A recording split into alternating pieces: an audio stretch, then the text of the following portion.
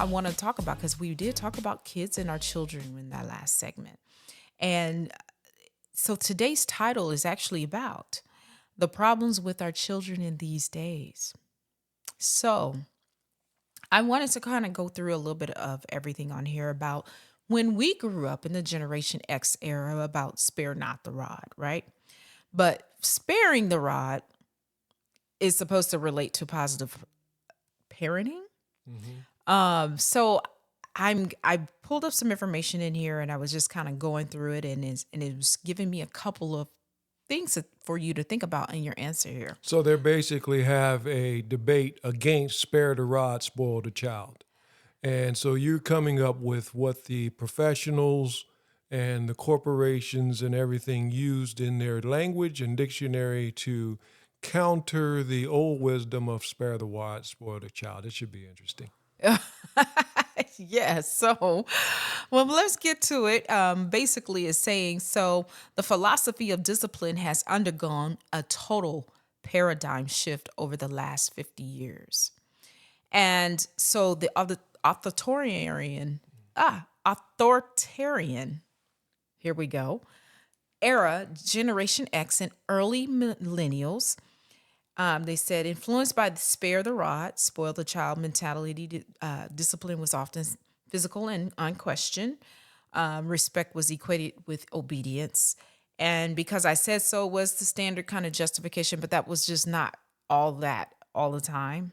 It was also, um, I'm teaching you what I've learned so that you don't mess up as well. So that has been one of the things. The other one is the collaborative era, which is Gen Z and Gen Alpha. And this is modern parenting, focusing on emotional regulation and gentle parenting. Physical discipline has largely been replaced by logical consequences and dialogue. And I want you to kind of compare a little bit of apples to oranges and how we see different things, especially in the society and the civil world that we live in.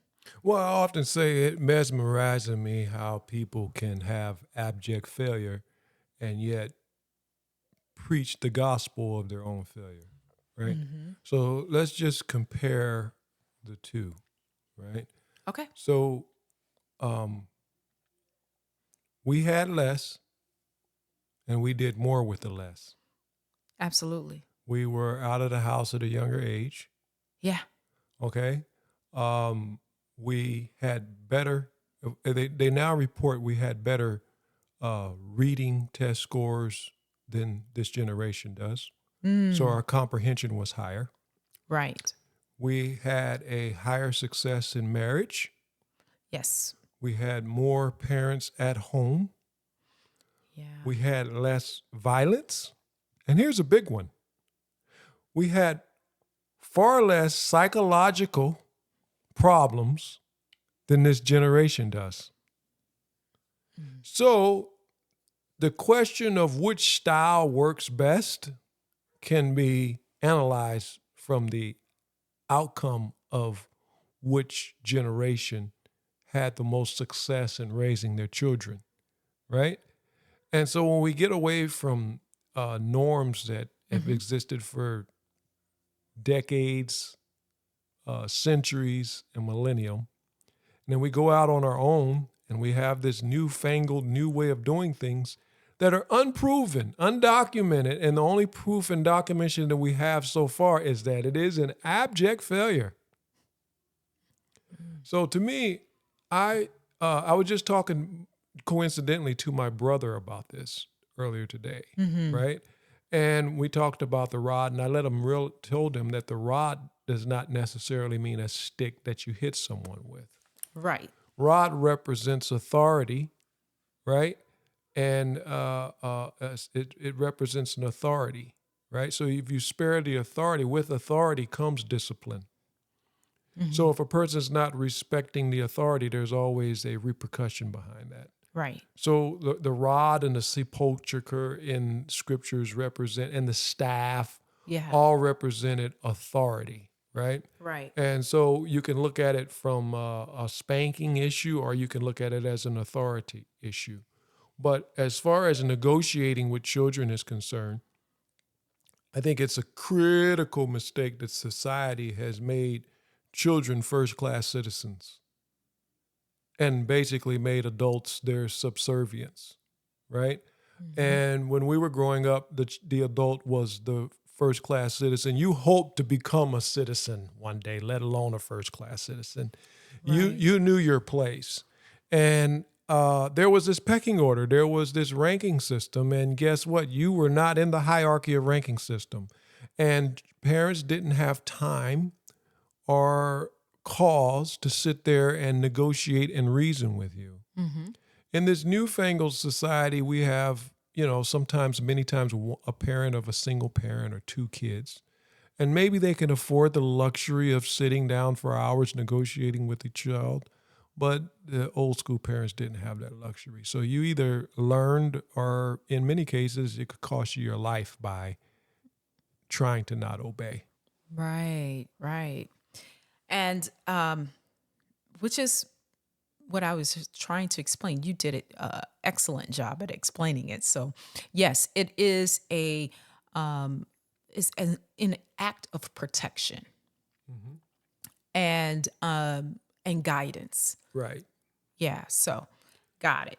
So, yes. So the impact in here, it says while this has fostered higher emotional intelligence within the latter generations, critics argue that it has led to a negotiation culture, Mhm. which boundaries are less firm, potentially complicating the transition to hierarchical environments like the workplace. Yes. Well, first, I pause at the one word. I always talk about lie words that are injected into society, and people, because they saw it in the dictionary or they got the definition or whatever, they don't see that the oxymoronic view of the actual word. Hmm. So I'm going to pause at the word emotional intelligence, right? Okay.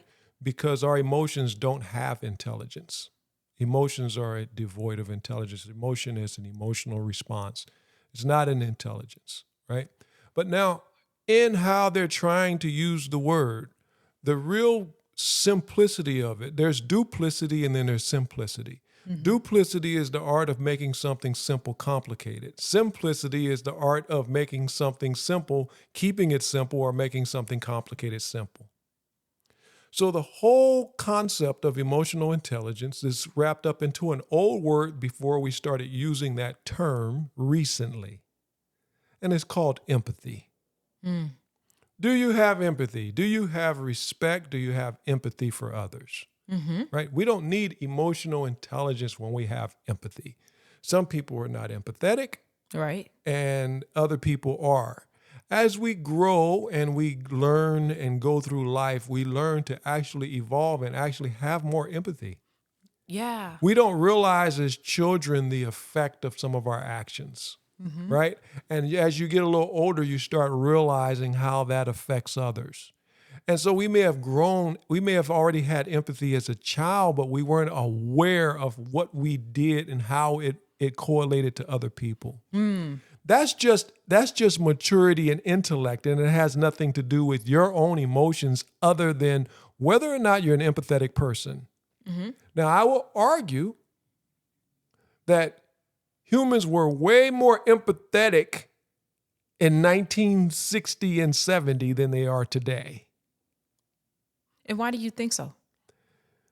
because we were forced to get out and get along with each other, and we were also not taught in our childhood that the world revolved around us, which is the making of a sociopath or psychopath, right? That you're so special that the world owes you something, the world evolves around you.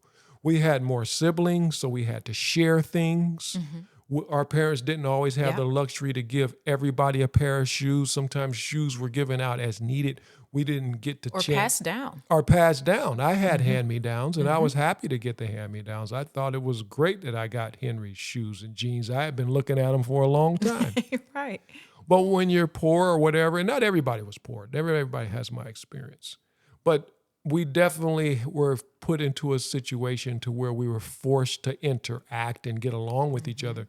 And now these kids who are negotiating with their parents, see, this is whenever you spare the rod, spoil the child, right? That's part of the theme for today, right? And it's like the word spoil is not a good thing. When we spoil something, it Absolutely. becomes rotten, it becomes useless, it That is becomes correct. contaminated, right?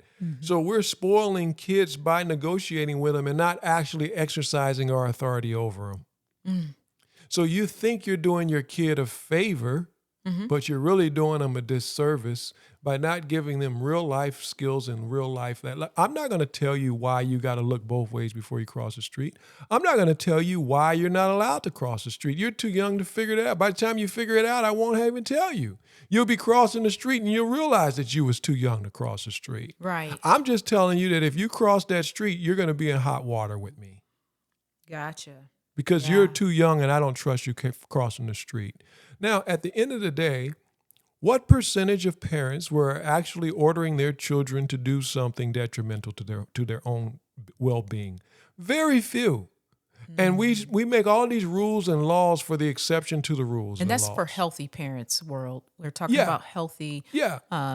parents who ruled with authority, and they had a hierarchy system going. So Yes. the parent wasn't the child's friend, Yes. but they were there as comfort and companionship if needed, if in a time of need. But they were still mom, Yeah. And still dad. I think we go by rules because we see somebody shows like anything that's a manipulation of the truth. You can manipulate the truth with the truth. Right. All you have to do is show the truth and present it as if it's normal, right? And you can show an abnormality and present the abnormality as normal, and that's called propaganda, right? They show the abnormality as normal, right? And so the abnormality of a kid being totally abused by their parent is no indication that parents shouldn't exercise their authority over their children. Absolutely right. So true. Okay, so let's go right into this because this is going to be something that is very mind-boggling when it comes to what our current children, which is what our grandchildren will be stepping into. And I want to get your side of, and your opinion, your thoughts on, how do we embrace this generation alpha and generation beta and get them back to basics that help them and not hinder them. And so the question is about no play, no development, right? So the play-based childhood has been replaced by the phone-based childhood, and that's fundamentally altering human development. Yes. And so basically we're finding also with this generation is the decline of free range play. You don't get to see the kids outside after Christmas rolling around on their new toys, and they're not coming outside. They're Yeah. not enjoying the moments of freedom of being, free range. So Right. so Gen X experienced unsupervised play, which cultivated risk assessments. Yes, it did. However, we were mature enough to resolve it, and we were able to get through it and navigate, the good and the bad. And sometimes we got through it and sometimes we didn't, but it gave us a skill set that when you were overwhelmed, that you could overcome it. Right. Right? So today's children are often overscheduled in organized activities, and they're confined to digital spaces. Right. So tell me, what do you feel is a remedy or our responsibility? Well, you say a lot of kids are over scheduled for activities. Unfortunately, the ones that have scheduled activities are getting some of the socialization that the other ones don't. Yeah. But the majority of children, their parents don't have time, and a lot of them don't have resources to really get them into those scheduled activities. So you'd be Very true. surprised of how many of them don't play sports, don't do this, and they just go from school to home, Mm-hmm. and there's nothing in between. There's no experiences in between there, and so their development, emotional, psychological development is being stagnated tremendously. Tremendously. Right. Yes. And Yes. like we talked about the last segment, is that was part of quote unquote growing up, and part of why we didn't need all of this emotional pandering. We had a little bit of emotional toughness, and which was really just another word for maturity. And you realize that 19 out of 20 of your emotional problems and conundrums can be handled with the realization of that doesn't really Yeah. matter. Yeah. You know, I thought about it. It made me sad for 5 seconds, and 5 seconds later, And you got I over ate a it. cookie and I got over it. Yeah. And I don't need to go see a psychologist just because I got angry at the shopping cart line, because my anger only lasted for 8.2 seconds. And I was Right. able to breathe through it, and nothing happened. Bada bing, bada boom. Yeah. And so that's a maturity. I didn't throw a fit. I didn't tear the store up. I didn't shoot anybody. I didn't break any windows Tell the truth. because of that. And the reason is because I worked all of that out somewhere between the ages of 3 and 6. And what I didn't work out between 3 and 6, from 6 to 9, I worked out. And my parents spanked Yeah. me and disciplined me and gave me tough lessons. And now Yeah. I'm better because I realize that that's just a fleeting emotional whim. It's not important in the big scheme of things. And 19 out of 20 of them take no precedence with me. Yeah. It just molded you. Yeah. Yeah. Yeah. I understand. And sometimes, the millennials and in between the new parents of this generation, Gen Y, Z's, where, I believe that they have become harder at listening and hearing, because there's such a big difference between that. Explain the difference of listening and hearing, because when one generation is trying to explain and give a little wisdom to the next, it requires communication, which is listening and talking. But you do more listening than you do talking, right? Right. And you absorb this information and you make it work for you and your household and even your mental. Right. So the difference between listening and hearing. Yes. It comes down to ranks. 30 seconds. Give me 30 seconds. It comes down to rank and respect. Okay. Right? So you can Wow. listen to me and hear everything that I said Yeah. and memorize it to memory and not be listening, Right. because you don't respect me and you don't respect the ranks. Mm-hmm. So the old school thing was we respected our parents and we respected our elders. Yeah. And we respected people in different ranks that put in the work. And the respect itself made you, instead of trying to contradict what someone said, try to receive and absorb it and see why your contradiction, where it fits in and where it doesn't fit in. Yes. Because there's a dimension that you're probably not getting, right? Mm-hmm. And so this whole negotiating with children in itself makes you on the same rank of them. Perfect. Thank you so much. That was a really good piece that, we just had to kind of get that through there, because when we said the decline of free range play, I mean, just that was, we're stunning development, Yes. Yes. Yes.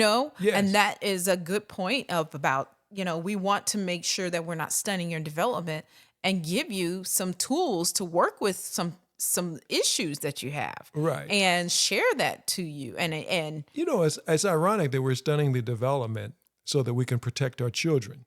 yeah. And the stunning of the development is not protecting our children. Mm-hmm. And we became so insecure that now we're afraid of the boogeyman that might be outside. when there was arguably almost as many boogeyman outside when we were outside playing. Yes, or more. You know, I mean, Man. they still had milk cart boxes when we were playing. Yeah. I don't know the stats on which one has more. Maybe it's escalated, but I think the degree that we went from 1,000 kids playing outside on Saturday in this particular square neighborhood Right. to two is not indicative of the actual amount of danger that's increased. Right, right. You're right. So, but then again, it could be, that this generation has getting more exposure to, all these different gender roles that they're assigning, and you're getting different types of, I call it, people with some mental issues and some demons, it's no boundaries set into that Yes. whatsoever. And there is no integrity to stand up for what is right for the next generation. Right. Well, you hit it on the head. I always say that there's two freedoms that are offered. One is offered by God and one is offered by the devil. And the devil's freedom is always the freedom to not follow the rules. Yes, Right? absolutely. And so God has a real freedom for us, but it involves rules. It involves rules and guidance, doesn't it? Everything in life follows rules. I would hate to Yeah. drive. I would hate to drive down the street with no rules. Right. Because if I don't have rules, that means the next guy has no rules. That's so true. Right? I mean, yeah, just imagine stoplights just going Oh, crazy, just haywires. There's everybody. You can ride on any side of the street at And you any just speed get- and and next do thing you- anything you want. right, It would be right. chaos. Oh yeah, and insurance companies wouldn't even be in the game anymore. Yeah. They'll lose out big Yeah. time. Yeah. But anyway, so digital substitution. Interaction has shifted from the physical playground to the digital sandbox, where social cues are harder to read and dopamine loops are engineered by algorithms. What are your thoughts on that? Well, that's that clickbait. yeah. They're gonna get you. Clickbait is a big, It's real. It's real. It's real. And if it works on us, just imagine how much it works on the children. Yeah. And they grow up with this. And so now their level of dependency is much stronger. Right. So we are what they call functioning addicts. Right? What we're going to be running, what we're running into is addicts that can't function. Right? You could give these kids to work. You give them a job at the top firm, this, that, and the other. They'll say, well, no, this isn't what I envisioned my life. And you guys are, like, well, we and gave it's not you. funny, but yes. Yeah. Yes, that part. You only went to school for 6 months and we gave you $100,000 with paid vacation. It's like, well, yeah, but you're infringing and I don't feel the culture is supportive of my own. And so you can't make them happy because they have no grit. And They took the grit very out. poor decision making skills in some cases. Yeah. It's just all about them, and they're not thinking about the future of their family and the future of their children and the future of Too many dopamine hits is not a good thing. how is this going to pass down? Are you the Yeah. last Yeah. generation to represent that last name? Yeah. Do you have a legacy? Right. And I'm talking about biological legacy. Right. Are Yeah. you the person that's ending it? Yes. Yeah. And so now we're dealing with biological legacies being cut off, and we're also dealing with mental and spiritual legacies being cut off. Yes. Right. There is a scripture that says, I will turn the hearts of the fathers back over to the children and the hearts of the children back over to the fathers, lest I smite the earth with a curse. So what it means is that our heart, our intentions, our own empathy and purpose for living is that other than of our ancestors. And in many Wow. cases, we're not talking about ancestors as in the deceased, but as our own parents. Yeah. So the legacy is not there if the person's heart ain't there. I don't care what you inherit physically. I'm talking about the mental and spiritual probability. Yeah. If your mental and Yeah. spiritual is counteractive to mine, then you're not part of my legacy. You don't represent me in any way, shape, or form once you cut the mental and the spiritual off. So we're having a hard time. This has been a socially engineered construct. They really did a number on our children when they took the books out of school and gave them pads and computers. Yeah. That was the downfall of the American family and of the adherence to the law, where the parents rule. Because they're taking your control away and putting a dangerous tool in front of your kids that they can manipulate your kids through. Yeah, absolutely. These kids are getting porn, they're gambling, they're meeting strangers, and they're getting Roblox is going through man. some issues, stuff like that, where they're reaching to your kids and your grandkids through games. That's what's happening, and they're manipulating and grooming them to do absolutely just horrific things. And I haven't heard anything positive that came out of the digital world of games at all. No, I mean, for the few guys that got a job in it, it doesn't equate to the millions of people Especially who have wasted their time and lost relationships. Because now these childhood things turn into adult things, and there's women complaining about, hey, dude, this dude don't you even gotta unplug. He don't even bathe. He's sitting in the basement, zoned out. And there's an addiction, and we'll pop up the addiction line at the end of this. But if you are a gamer and you're addicted to gaming, please get the help that you need, and please, first of all, know that you need help. Because it's real. It is very, very real. And but yes, so with that digital substitution, thank you for answering that question too. So the more that is given, the more that is required. And this principle has taken on a new, often stressful meaning for today's modern youth. Why do you think that? Because we're given more and requiring less. Come on now. We had less with a higher requirement. They have more with less of requirement. So we're in the information age. So the beauty of the technology is your access to information. Yeah. How many people are learning at a faster click because of these apparatuses? And I'm going to say very few. Oh my gosh. The test scores and the reading scores, for one, reveal that, we were doing more going to the library with the Encyclopedia Britannicas and the Dewey Decimal System than they are with Captain Kirk's communicator sitting right in their hand. So now we got more given with less of a requirement. Right. And part of it is because somebody in some high up place was able to disseminate some of the information that you read off to me, that somehow we're doing them a favor by negotiating with our children about their emotions and this, that, and the other, instead of drawing hard lines in the sand and saying, look, I'm the adult, you're the child, we're going to do it my way or there are going to be consequences. You're not old enough to make that decision for yourself. Yeah. You don't have the authority or the rank to do it for yourself. I am here as your authoritarian for your protection and your benefit, not mine. But for yours until you're old enough to figure this out for yourself. But since we negotiated that power and authority away with our children, now the children are making the decisions for themselves, and they're not making good decisions. They're making the decisions to play. And they're not learning from their decisions. They're not even, it's not the kids' fault. Because parents are coming back and they're picking up the mess for them and they're redoing it over and over again, just like that 3-year-old. Yes. And the parents, and these are grown kids. Yes, but at the end of the day, it's not the kids' fault. You have an entire society that's done babied them since they were a baby.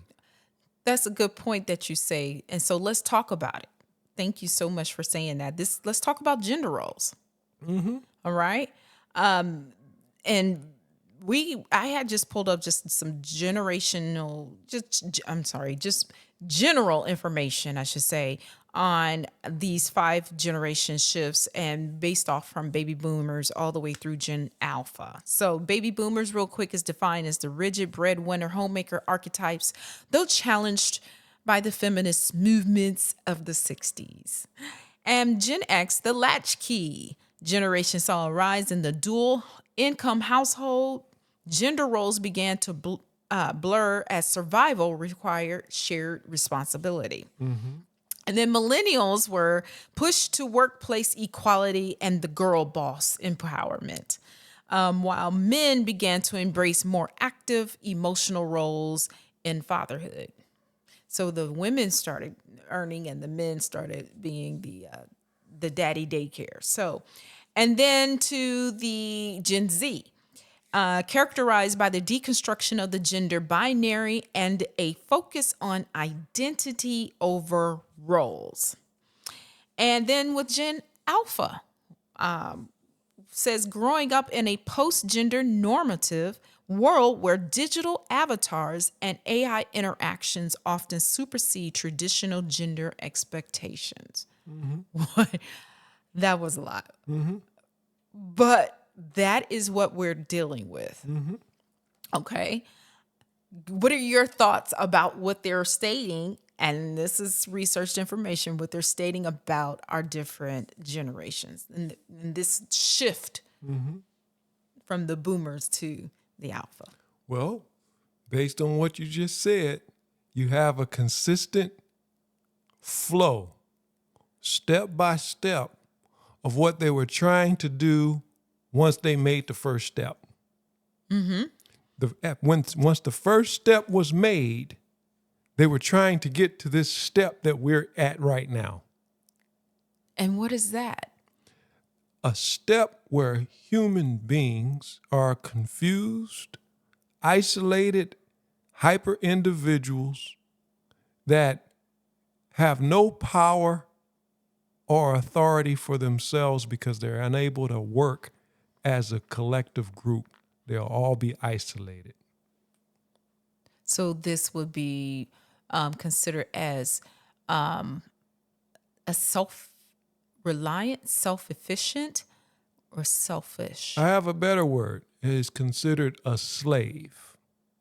So independence for human beings really translates into slavery. Yeah. So when you individualize a human being and make them think that they're independent, that's code word for slave. Wow. Right? Wow. So the only thing that can be independent is a nation. And even a nation has proven to not be able to be independent because they need what? Allies with Yeah. other nations. Yeah. So ultimately, we can't even use the word independence in its proper form without bringing us into slavery. Isolated individualism is nothing more than weakness and slavery. Wow. So that does kind of bring back to what our grandparents told us, that it's best that we unify. It takes more than one of us to be able to create this legacy and hold on to the family. That's why we have thing called roles. And that's the thing why we have called roles. So let's talk about it.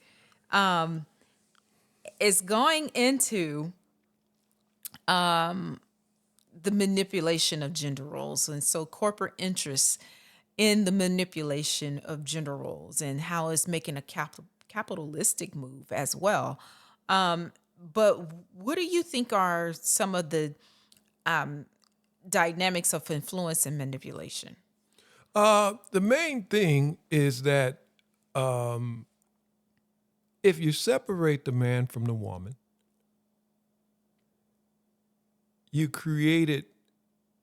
went from a two-income society to a two-income buying twice as much society. We talked about this in an earlier episode. Yeah. So it went from a one-income society to a two-income society that was still together to now the two-income society that's split apart, paying 2 times each individual paying for the same thing. Right. So now you got 2 of everything society, right? Capitalistic move right there. And then you have children who are by de facto, since you're not the authority over them, the government is. Somebody's in authority. And somebody is going to come over you because they're not fools themselves just because they want you to be a fool. they're going to show up with a very masculine role in your life, Yes. right? And Which is law and order. It's law, and it may not be order. It may not be fair. Right. And it should be, but it should be, but it may not be fair. But at the end of the day, it's going to be masculine, and they're not going to have the no spare the rod syndrome on you. They're not going to be looking to spare no rods. The rod will not be spared. And so we're taught to spare the rod, especially in the black community, and our kids grow up and no rod is ever spared. They get triple the rod. So this is what it's designed for. This is what it's doing, is to take away masculinity and femininity. You're not going to have either. And masculinity can suffer tremendously without femininity. And femininity is always going to be completely subdued without masculinity, because as soon as I bring masculinity into the equation, it's going to take over the feminine. that we have to pause right there. So, because that's a whole nother subject, and I'm going to get you there.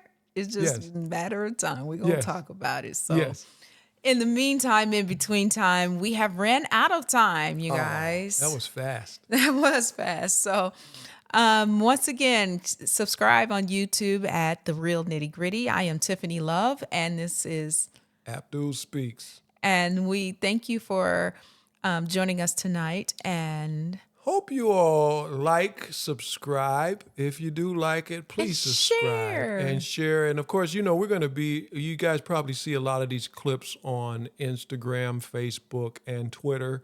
But of course, this is coming from our YouTube channel.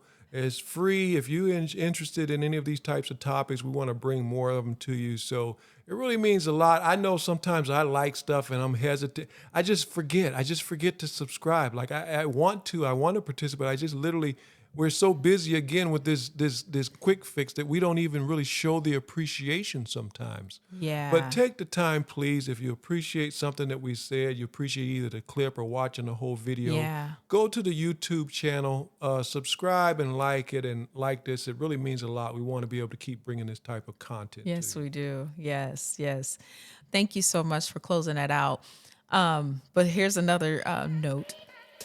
Make sure that you just do what's right. Have a good night, you guys. Take care, y'all.